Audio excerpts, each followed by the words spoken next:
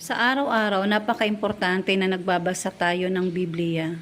Ang Biblia ang standard ng aking living at ang standard ng aking faith. So marami akong mga bagay na mga katotohanan na nalalaman ko sa pamagitan ng pagbabasa ng Biblia. Ito pala ang gamit ko na version, recovery version.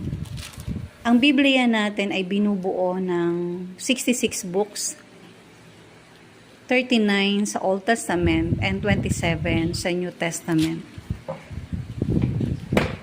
Ganito kakapal. So, ang Biblia natin, bakit napaka-importante na nagbabasa tayo ng Biblia?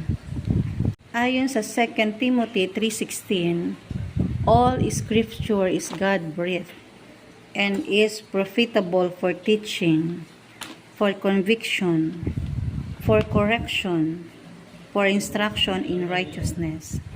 And sa 2 Timothy 3:17, that the man of God may be complete, fully equipped for every good work. Kaya napaka-importante na sa araw-araw, nagbabasa tayo ng ating Biblia. Nang sa ganon malaman natin